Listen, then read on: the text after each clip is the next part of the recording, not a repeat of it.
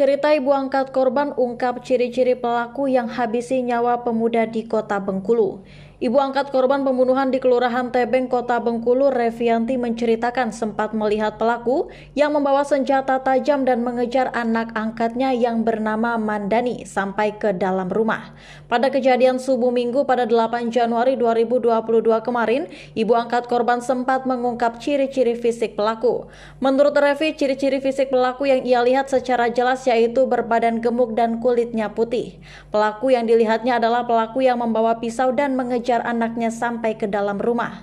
Saya lihat tapi tidak kenal, orangnya itu gemuk-gemuk putih, ungkap Revi pada Senin 9 Januari 2023. Menurut penglihatan Revi, tampaknya pelaku pembunuhan dalam keadaan mabuk akibat pengaruh dari minuman keras.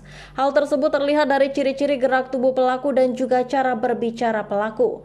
Ibu terbangun karena orang itu buka pintu kamar ibu, sepertinya dia lagi mabuk, ujar Revi. Diceritakan ibu angkat korban awalnya dirinya tidak tahu kalau anaknya sudah ditusuk oleh pelaku. Pelaku masuk ke dalam rumah dan menanyakan keberadaan korban, namun ibu korban menjawab bahwa anaknya sudah 2 hari tidak pulang.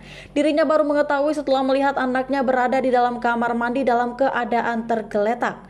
Ibu tidak tahu kalau dia lagi di dalam, nampaknya ditusuk di depan pintu ini, kata Revi. Dari keterangan ayah korban yang bernama Andrisol, saat keluar rumah dirinya melihat ada sekelompok orang di depan rumah yang jumlahnya diperkirakan hingga 10 orang, di mana mereka juga berteriak bahwa mereka bermasalah dengan anak angkatnya. Salah satu pelaku mengatakan korban telah kabur, lalu mereka kemudian menghidupkan sepeda motor dan kemudian pergi meninggalkan TKP. Sementara itu sampai dengan siang hari ini tim Resmob Macan Gading Satreskrim Polres Bengkulu masih melakukan pengejaran terhadap pelaku. Korban baru bebas dari penjara. Pemuda di Kota Bengkulu, Mandani, yang tewas dibunuh orang tak dikenal pada Minggu 8 Januari 2023 ternyata baru bebas dari penjara. Ayah angkat korban, Andrisol, mengatakan usai bebas pada Desember lalu, korban meninggalkan rumah beberapa waktu ini dan baru pulang saat malam kejadian.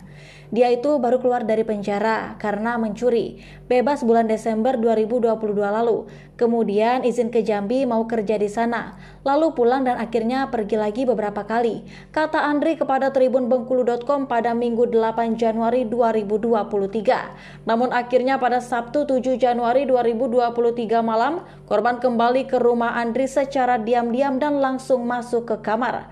Saya tahu dia pulang tapi orang rumah tidak tahu, kata Andri. Kejadian penikaman terhadap korban, Andri menduga pada subuh tepat di depan pintu rumahnya. Kemungkinan saat kejadian pintu diketuk para pelaku. Karena Andri sendiri berada di kamar mandi di belakang rumah, maka korban yang terbangun membuka pintu. Begitu buka pintu, mungkin langsung ditikam oleh pelaku ini, kata Andri. Andri sendiri mengatakan sudah terima dengan nasib anak angkatnya ini yang harus meninggal dunia di rumahnya. Sudah suratan meninggal di sini, ungkap dia. Korban ditemukan oleh ayah angkat saat hendak sholat subuh. Korban ditikam di rumah orang tua angkatnya di Jalan Merapi 12 RT 04 RW 01 Kelurahan Kebun Tebeng, Kota Bengkulu, sekitar pukul 4:02 waktu Indonesia Barat.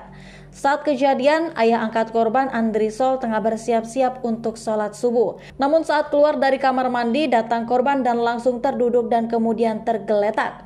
Tak lama setelah itu datang orang tak dikenal yang masuk ke dalam rumah sambil memegang pisau. Andrisol kemudian mengusir orang tersebut hingga ke depan rumah.